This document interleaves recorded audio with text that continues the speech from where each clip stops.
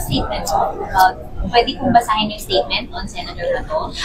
About Senator Bato, well, unang-una talagang isang malaking kabulastugan ang pinagsasabi nila na may balita, na merong warrant, na narinig nila, na may kopya, na hindi maipakita, pero sinentensyahan na kung anong gagawin. Ano bang kalokohan yan? Tapos, ayan, nagpauso pa na hindi magkasundo yung kapatid. Yung kapatid naman, ang sabi, wala pa daw warrant. Pagkatapos noon, si Secretary Bersamin, iba naman ang sinasabi. Talaga bang linilito ba tayo? Pero higit sa lahat, kung may warrant, ilabas. Kung walang warrant, tumahimik na kayo. Tantanan na ninyo kami. Ano ba naman pananakot ng ginagawa yan? First and foremost, ang DOJ, parang nakalimutan ninyo na sinabihan na tayo ng Pangulo ni Bongbong Marcos, ang ating presidente, na walang jurisdiction ng ICC dito sa Pilipinas. Di ba sinabi na yon? Pero, ayan, iba ang sinasabi, iba ang nagawa. Bakit? Nadampot bigla si Presidente Duterte. Kaya eto nga, andito na naman, without any formal request or communication, either from the ICC or the implementing Interpol agency, the DOJ is so eager to resurrect the same illegal mechanism it utilized against the former President Rodrigo Duterte. Let me remind the DOJ, before any Philippine authority can surrender, extradite, kung ano-ano pang mga terminology yung ginagamit para lituhin tayo, it must first have lawful custody of that individual. Section 17 of RA 9851, the oft-cited law of the Ombudsman, na hindi ko maintindihan kung bakit yung Ombudsman na ngayon na nakikialam sa mga extradition, merely authorizes the surrender of the person in custody. It does not grant authority to arrest any person na wala namang warrant. Naku naman talaga kayo, ginugulo lang ninyo kami at talagang linilin lang ang mga Pilipino. Pananakot na klarong-klaro ito. And to construe otherwise would be tantamount to authorizing the extrajudicial arrest for the purpose of delivering a Filipino citizen to a foreign tribunal. Bakit tayo papayag isuko ang Pilipino sa mga dayuhan? Power that the RA 9851 clearly does not bestow. And also, the DOJ must be reminded that clearly under our Constitution, only Philippine courts may issue warrants of arrest, as they alone are vested with the fundamental law, our Constitution with judicial power. No act of cooperation with a foreign entity can supersede the Constitution and the fundamental guarantee of due process and of sovereignty. Yun lang. Ma'am, would you advise Senator Bato na magpatuloy pa rin at pumasok dito sa Senado? Wala ako narinig kay Senator Bato, si Nancy De La Rosa na lang nagte-text eh. Kasi hindi mo naman mabibintang yung tao, walang warrant, puro haka-haka, puro chismis, puro balibalita, puro kopya-kopya. Eh, tinatakot naman talaga siya. Ano ba naman yan? Ano pong sabi ni Mrs. Nancy? Well, abalang-abala siyempre ang misis niya at sanay na sanay yan eh, talagang asawa ng pulis. Pero ganun pa man, takot na takot. At kabang-kaba, nananawagan, natulungan sana sila na kahit papano may due process, may justisya, may soberanya ng Pilipinas ang umiral sa lahat. Tatanong niyo kung nasaan yung Senator Bato? Hindi ko na tinatanong, mas maigi na, di ba? Hindi naman sasabihin at ayoko rin malaman. Okay, so mamang pinarating po, humihingi ng tulong sa inyo si Mrs. Humihingi ng tulong sa lahat, talaga naman. At kung maaring tulungan, sabi ko, asahan ninyo kung anong abot ng aking makakaya. Tutulungan natin si Bato. Hindi para makaligtas kung siya ay may sala talaga, kundi na makatarungan ang mga proseso na gagamitin. Huwag itong nangyari kay Presidente Duterte maulit-ulit. Ma'am, right now, ano po yung forms of help or assistance yung plano niyo po na ibigay, i-exert kay Senator Bato? Syempre sa ngayon, ang dapat ipaliwanag sa taong bayan na huwag tayong papayag na maulit muli ang nangyari kay Presidente Duterte.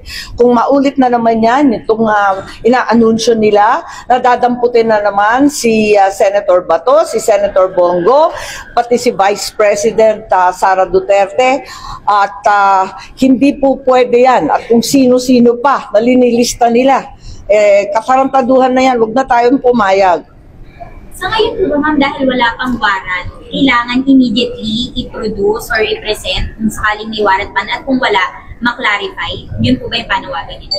Ang panawagan ko, hanggat klaro at maipakita ninyo na totoo, kinakailangan tumahimik muna kayo kasi puros pananakot na ito.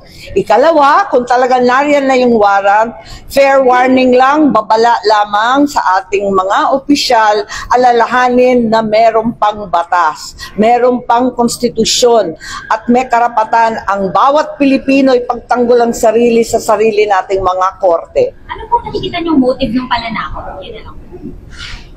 Wala, syempre, under the gun lahat ng tinatawag na oposisyon, kahit hindi naman oposisyon. Sen, sorry, balikan ko lang. Ano po yung categorical na tulong na hinihingi ng asawa ni Senator Bato? Wala. Sinasabi lang niya, kinakailangan tulungan kasi itong nangyayari ay hindi tama. Pero would you know if meron na pong international law expert or lawyer po na I have no idea. Thank you po. Yes, generic lang talagang nagpapasaklolo lang talaga. As in, natataranta lang talaga kaming lahat. Pagkat hindi naman tama ito, I'm absolutely appalled by the Ombudsman, the Department of Justice making all these very reckless statements without any proof in hand, without providing any evidence. Thank you. Thank you. Thank you, ma'am. Ayun. Magbo-blue ribbon ba sa Friday? Yes, Yes ma'am. po. Tuloy na. So magre-recount na yung Marine. Yun daw ang paputok yung pasabot. Diba? At saka, yung 17 congressman na lang ang hahatakin. Hindi na star witness ang aking pinsan. Yun ata yung original plan eh. You have information na hindi po darating si Congressman. Bago ata isip, nahiya din sa sarili. Nagbago ang isip, hindi na a-attend ang information ninyo. Kasi ang dating narinig ko, magiging state witness, siya ang magiging star witness, bibigyan ng witness protection. Pwede ba naman yun? Inuloko na tayo ng lubus-lubusan. Thank you. Thank you, ma'am. Thank you, ma'am. Yeah, but that's the original plan. But that's not what's gonna happen. Ang mangyayari ngayon, magre-recant ang mga testigo. Panoorin ninyo, sigurado ako dyan. Isa-isa yan, na biglang babaliktad. Dahil pressure, tinakot ang pamilya, at halos tinutukan ang asawa at anak. Ma'am, sino yung magre-recant? Sino yun, ma'am? Alam na ninyo kung sino yung pinakamatindi ang testimonya. Si Gutesa ba yun? Ma'am, ano purpose? Bakit po? Si Gutesa po ba yun? Kasi pinakamabigat ang kanyang testimonya. Dahil doon, may personal knowledge at matapang na ibinunyag ang lahat. Talaga naman, tinakot ng todo-todo ang mga pobreng testigo. Hindi tama itong gawain nila. Ma'am, si Gutesa lang ba or may iba pang witness na magre-recant? Sorry? Intention po ba na may pagtakpan dun sa mga... Syempre, klarong-klaro talaga. At alam naman namin na may iba pang mga testigo na pinipigilan na magsalita at ayaw kumbidahin. Ma'am, to clarify, si Gutesa Sa palagay po ba yun? ko, kahit ano pang mag-recant dyan, kahit ano pang mangyari, kahit si Gutesa man at yung iba pang Marines ay magbaliktaran. Di ba sinisiraan na siya, naumpisahan na peke daw, yung nag-notarize, nag-falsify daw, kung ano-ano ang sinasabi. Wala naman naniniwala na sa inyo. Linilin lang ninyo ang sambayan ng Pilipino. Pero ang Pilipino, hindi na po magpapaloko. Ma'am, to clarify, yung Tara na, pamilya tara. na tinakot ay kay Gutesa, kay Corny Gutesa. O basta, yun na yun. Abangan na lang ang susunod na kabanata. So, nakita na siya, ma'am. Ha? si Guteza nakita na. Basta, oo. Basta alam ko na magbabaliktaran ang mga testigo, asahan ninyo, tinakot ng tinakot. Tapos, yung mga gustong magsalita pa ay itinago o talagang sinabihan na huwag nang magsalita. Pero ang buong kapulungan, nalalaman ng katotohanan. Nakita naman natin ang daan-daang namatay sa flood control. Nakita naman natin ang mga bahay na nasira. Alam naman natin ang katiwalian at kilala natin ang mga mukha ng mga gumawa. Ang sino nasa likod ng pananakot? Sorry? Nasa likod ng pananakot? Oo naman. Sino? Ma'am, sino ba? Sino? Hindi ko alam. Yung mga kaya manakot at yung mga takot na sila ang madadali.